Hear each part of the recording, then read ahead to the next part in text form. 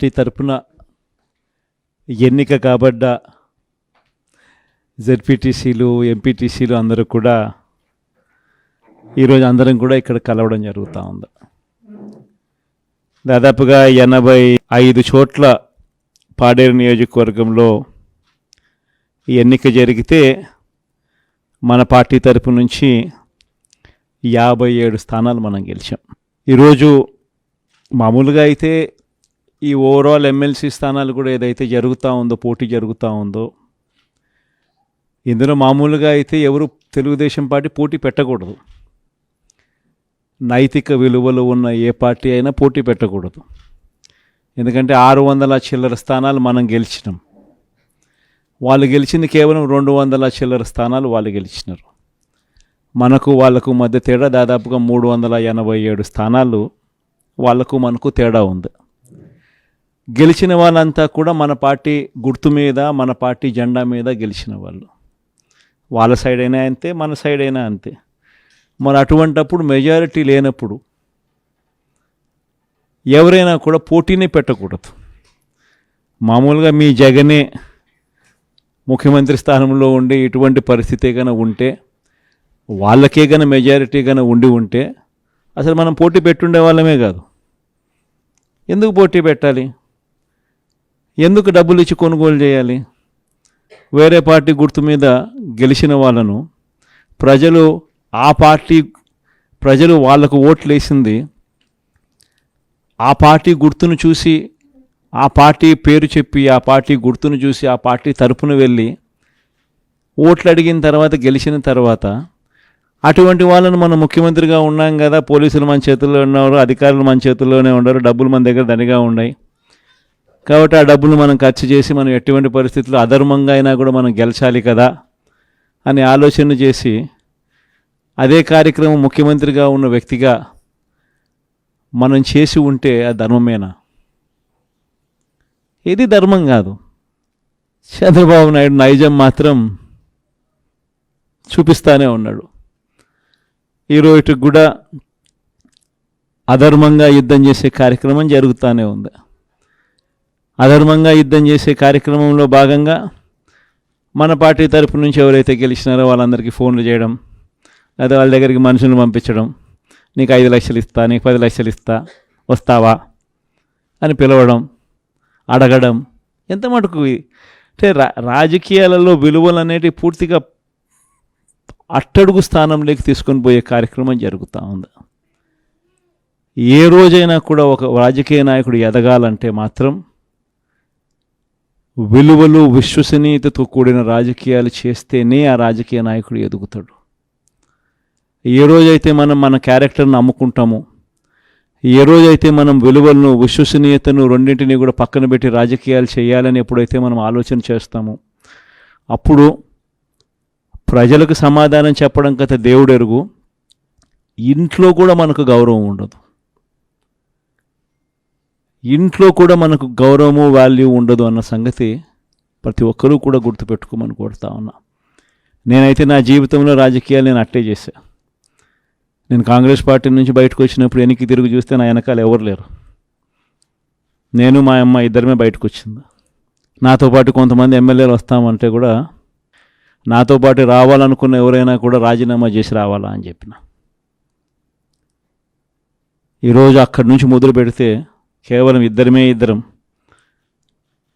Party నుంచి బయటకు వచ్చి మొదలు పెడితే ఈరోజు దేవుని దయతో ప్రతి అడుగులోనూ కూడా విలువలతో కూడిన రాజకీయాలే చేశాము, విశ్వసనీయతతో కూడిన రాజకీయాలే చేశామని గర్వంగా తలెత్తుకొని కూడా చెప్పగలుగుతాం. ఎందుకు మొన్న ఎలక్షన్లే 2014 ఎలక్షన్ మీ అందరికీ గుర్తుండే ఉంటుంది. మనం ఓడిపోయాం ఆ ఎలక్షన్. ఓడిపోయేటప్పుడు కూడా నా దగ్గరికి చాలామంది వచ్చినారు, మన వాళ్ళే నా దగ్గరికి కూడా వచ్చినారు. మన మంచి కోసమే చెప్పారు, నా మంచి కోసమే చెప్పారు. అన్న చంద్రబాబు నాయుడు ఇష్టం వచ్చినట్టు అబద్ధాలు ఆడుతూ ఉన్నాడు, రైతులకు రుణమాఫీ అంటూ ఉన్నాడు, మహిళలకు రుణమాఫీ అంటూ ఉన్నాడు, ఇంటింటికి ఉద్యోగం అంటున్నాడు, ఉద్యోగం ఇకపోతే 2000 అంటున్నాడు, ప్రతి ఒక్కరికి 3 సెంట్ల స్థలం అంటూ ఉన్నాడు. ఇది చంద్రబాబు నాయుడు అంటా ఉన్నాడన్నా, మనం కూడా అనకపోతే ఎట్టా, మనం కూడా రైతులకు రుణమాఫీ చేయకపోతే చేస్తామని చెప్పకపోతే ఎట్టా, ఫస్ట్ చెప్పేసేయండి నా, మళ్ళీ సంగతి మళ్ళీ చూస్తాము అని నాతో కూడా చెప్పినారు. కానీ చెయ్యలేనిది, జరగనిది చెప్పడానికి మీ జగన్ ఇష్టపడలా. అబద్ధం చెప్పలా. అబద్ధం చెప్పనందుకు ఆ ఎన్నికల్లో మనం ఓడిపోయినాం. ఆ ఎన్నికల్లో మనం ఓడిపోయి ప్రతిపక్షంలో కూర్చున్నాం. దాని తర్వాత చంద్రబాబు నాయుడు పరిపాలన చేశాడు. అడ్డగోలుగా ఆయన చెప్పినవన్నీ అబద్ధాలు అని చెప్పి ప్రజలందరూ కూడా నమ్మేట్టుగా, ప్రజలందరికీ కనిపించేట్టుగా చంద్రబాబు నాయుడు అనే వ్యక్తి ప్రజలను మోసం చేశాడు అన్నది తెలిసేట్టుగా ఆ తర్వాత 2019 ఎన్నికలు వచ్చేసరికి ఏకంగా చంద్రబాబు నాయుడు అనే వ్యక్తికి డిపాజిట్లు కూడా దక్కని అందువానమైన పరిస్థితులకి పోయాడు. 2019లో మనం అధికారంలోకి వచ్చినాం. మన మేనిఫెస్టోలో చెప్పింది ఏది కూడా పలాని మాట చెప్పినామనంటే ఒక్క మాట కూడా తప్పకుండా మొట్టమొదటిసారిగా రాజకీయాలలో విలువలు అంటే ఏమిటి, విశ్వసనీయత అంటే ఏమిటి అనే పదానికి మనం అర్థం తీసుకొస్తూ అడుగులు వేశాం మొట్టమొదటిసారిగా. ఇంతకుముందంతా మేనిఫెస్టో అంటే చెత్తబుట్టలో వేసే డాక్యుమెంట్. మొట్టమొదటిసారిగా మేనిఫెస్టో అంటే చెత్తబుట్టలో వేసే డాక్యుమెంట్ కాదు. మేనిఫెస్టో అని అంటే ఒక బైబిలు, ఒక భగవద్గీత, ఒక ఖురాన్ అని చెప్పి మొట్టమొదటిగా నిర్వచనం మారుస్తూ చెప్పిన ప్రతి మాట కూడా నెరవేర్చాం. ఒక 10% జనాభాలు మాత్రం చంద్రబాబు నాయుడు మోసాన్ని నమ్మారు. చంద్రబాబు నాయుడు క్యాంపెయినింగ్ ఇంటింటికి పోయినప్పుడు వాళ్ళ ఎమ్మెల్యేలు చేసిన క్యాంపెయిన్ పిల్లలు కనపడితే నీకు 15,000, నీకు 15,000, నీకు 15,000, నీకు 15,000 సంతోషమా అని అడిగే క్యాంపెయిన్. వాళ్ళ అమ్మ కనపడితే నీకు 18,000 సంతోషమా అని అడిగే క్యాంపెయిన్. వాళ్ళ ఇంట్లో ఇంకొకరు ఆడవాళ్ళు కనపడితే నీకు మళ్ళీ 18,000 సంతోషమా అని అడిగే క్యాంపెయిన్. వాళ్ళ ఇంట్లో ముసలోళ్ళు ఎవరైనా బయటకు వస్తే నీకు నెలకు 4,000 పెన్షన్ సంతోషమా అని అడిగే క్యాంపెయిన్. ఈ క్యాంపెయిన్తో, ఈ మోసంతో, ఈ ఆశతో ఓ 10% జనాదులు మన దగ్గర నుంచి దూరం అయ్యారు. కానీ మళ్ళీ ఏమైంది? మళ్ళీ చంద్రబాబు నాయుడు పాలన వచ్చింది. మళ్ళీ ఇదే చూస్తూ ఉన్నాం. ఈరోజు 22 నెలలు అయిపోయింది. స్కూళ్ళు తెరిచినాయి, పిల్లలు బళ్ళకు పోతూ ఉన్నారు. కనీసం జగనే ఉంటే కనీసం అమ్మఒడి కింద 15,000 ఈ పాటికి జగన్ ఉంటే వేసి ఉండేవాడు. ఆ 15,000 బాయా, ఈయన నీకు 15,000, నీకు 15,000, నీకు 15,000 అని ఇస్తానని చెప్పి అది బాయా. వ్యవసాయ పనులు ముమ్మరంగా సాగుతూ ఉన్నాయి. జగనే ఉంటే రైతు భరోసా కింద 13,500 చేతిలో పడేది. జగనే ఉంటే చంద్రబాబు వచ్చాడు, 20,000 ఇస్తానన్నాడు. ఆ 13,500 బాయా, ఆ 20,000 బాయా. ఈరోజు రాష్ట్రంలో ఉన్న పరిస్థితి జగనే ఉంటే పెద్ద చదువులు చదువుతూ ఉన్న పిల్లలందరికీ పూర్తి ఫీజు రీయింబర్స్మెంట్ కింద ప్రతి త్రైమాసికం అయిపోతూనే ప్రతి 3 నెలలకు ఒకసారి, ఆ 3 నెలలు అయిపోయిన వెంటనే ఫీజులు జమ అయ్యేటి. ఇప్పుడు జనవరి, ఫిబ్రవరి, మార్చి త్రైమాసికానికి సంబంధించి ఫీజులు ఎగిరిపోయినాయి. మామూలుగా జగనే ఉండుంటే మేలో పడి ఉండేటివి. అది బాయా.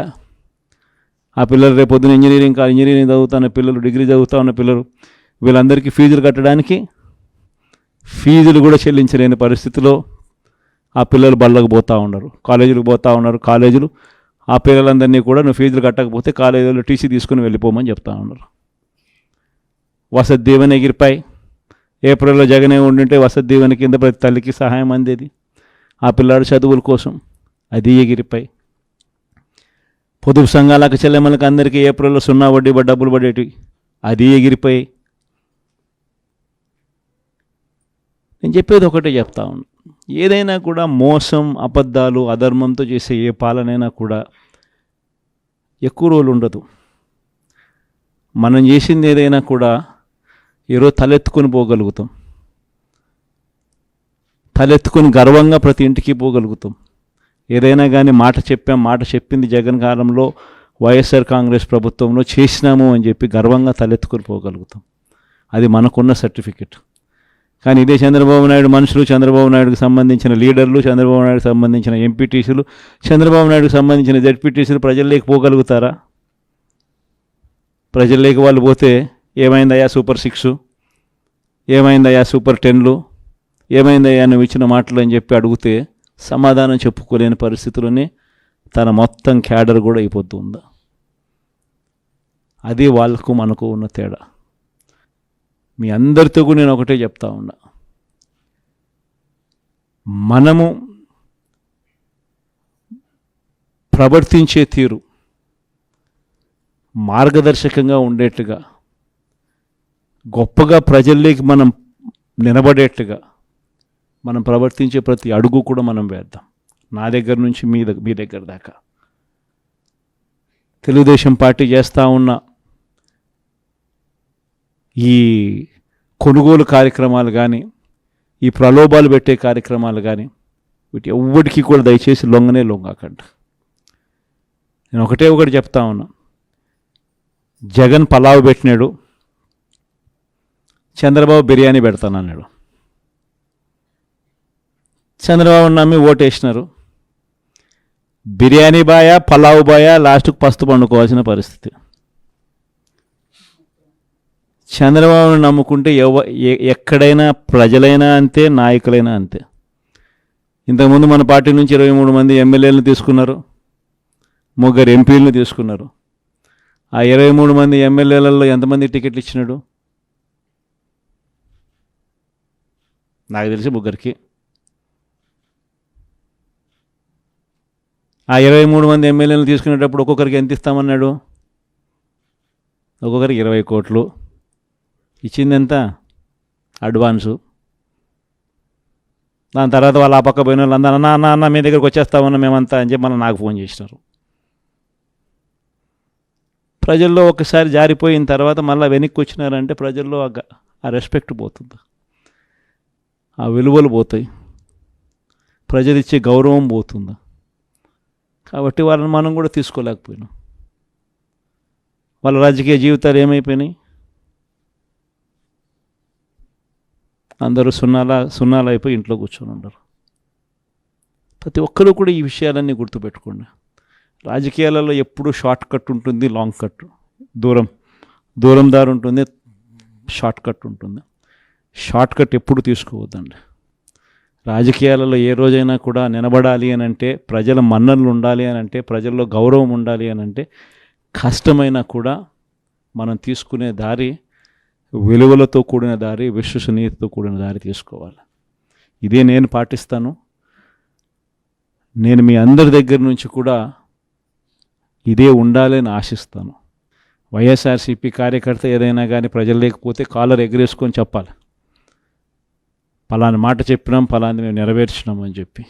మాలో అబద్ధాలు ఉండవు, మాలో మోసాలు ఉండవు, మాలో కల్మషం ఉండదు అని చెప్పి. అది వైఎస్ఆర్సీపీ కార్యకర్త. ప్రతి ఒక్కరూ ఇది గుర్తుపెట్టుకోమని కోరుతా ఉన్నాం. ఈ మన్యం ప్రాంతం స్పెషలీ, ట్రైబల్ ప్రాంతం స్పెషలీ ఎప్పుడూ కూడా నాకు తోడుగా ఉంది. పార్టీ స్థాపించిన రోజు నుంచి, మొట్టమొదటి రోజు నుంచి కూడా వెనక్కి తిరిగి చూస్తే ఎక్కడా కూడా ఈ ప్రాంతంలో మాత్రం 100% పక్క ఏది ఏ ప్రాంతం ఎటుపోయినా కానీ ఇక్కడ మాత్రం ప్రజలు మాత్రం, ఇక్కడ మాత్రం నాయకులు మాత్రం, ఇక్కడ మాత్రం ఉన్న వాళ్ళంతా మాత్రం 100% ఎప్పుడూ నాకు తోడుగానే ఉన్నారు. మీ ప్రేమలు, మీ ఆప్యాయతలు ఇదే మాదిరిగానే కొనసాగించమని చెప్పి కోరుతా ఉన్నా. కష్టకాలంలో ఉన్నప్పుడే ఇంకా మీ సహాయము, మీ సహకారము ఇంకా ఎక్కువ కావాలని అడుగుతా ఉన్నా. కష్టాల్లో ఉన్నప్పుడే మీరు ఇంకా గట్టిగా నిలబడాలి అని చెప్పి అడుగుతా ఉన్నా. 5 ఏళ్ళు కన్ను మూసుకుంటూ అయిపోతుంది.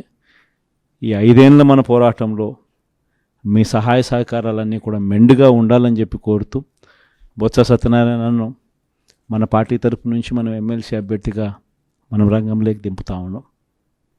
అందరు ఎమ్మెల్యేలని పిలిచిన, మన ప్రాంతంలో ఉన్న అందరు కంటెస్ట్ చేసిన ఎమ్మెల్యేలను, ఎంపీలను అందరినీ కూడా పిలిచి ఎవరైతే బాగుంటుంది అని చెప్పి అందరి ముందర అందరినీ అడిగాం. అందరూ యునానిమస్గా ఈ ఎలక్షన్లో మారీచుల మాదిరి జరుగుతూ ఉన్న ఎలక్షన్ ఇది, శకుని పాచికల మాదిరి వేస్తూ ఉన్న ఎన్నికలు ఇవి. ఇటువంటి ఎన్నికల్లో మనకు బొత్స సత్యనారాయణ లాంటి కొంచెం ప్రొఫైల్ ఉన్నోడు, కొంచెం స్టేచర్ ఉన్నోడు, కొంచెం గట్టిగా నిలబడగలిగినోడు, మోటుకోగలిగినోడు, ఇటువంటి వ్యక్తులు ఉంటేనే మనం ఎన్నికలు చేయగలుగుతాము. మనం అందరం కలిసికట్టుగా మొత్తం జిల్లా మొత్తం ఏకం కావాలని అంటే అటువంటి వ్యక్తి అయితేనే బాగుంటుంది అని చెప్పి అందరి నోట్లో నుంచి వచ్చిన మాట. అందరి నోట్లో నుంచి వచ్చిన ఆ మాట ప్రకారము మనం కూడా నిజంగానే ఇటువంటి కష్టకాల పరిస్థితులు, ఎందుకంటే కష్టం లేనప్పుడు అధికారంలో మనం ఉన్నప్పుడు ఎవరిని కావాలంటే వాళ్ళను పలానోడు ఎమ్మెల్సీ అంటే పలానా ఎమ్మెల్సీ అని సంతకం పెట్టేసి నేను ఇక్కడి నుంచి పంపించేసేస్తే ఆ ఎమ్మెల్సీ కింద వాళ్ళు ఎన్నికైపోయే పరిస్థితి. కానీ ప్రతిపక్షంలో ఉన్నప్పుడు స్పెషల్లీ చంద్రబాబు నాయుడు లాంటి అన్యాయస్తులతో మనం యుద్ధం చేస్తూ ఉన్నప్పుడు మాత్రం ప్రతిపక్షంలో మనం ఉన్నాం కాబట్టి మనం గట్టిగా మోట్టుకోగలిగిన కెపాసిటీ ఉన్న నాయకుడిని మనం ముందర పెడితేనే మనకు అడ్వాంటేజ్గా ఉంటుంది. కాన్ఫిడెన్స్ నింపగలుగుతాడు, మన వాళ్ళకు కూడా తోడుగా గట్టిగా నిలబడగలుగుతాడు. ప్రతిపక్షంలో ఉన్నప్పుడు కూడా విలువలతో కూడిన రాజకీయాల మీదనే ఎక్కువగా ఫోకస్ పెడుతూ మీ అందరూ కూడా బొత్స సత్యనారాయణ కూడా అదే మాదిరిగానే సహకరించాలని మనస్ఫూర్తిగా మీ అందరికీ కూడా విజ్ఞప్తి చేస్తూ ఉన్నాను.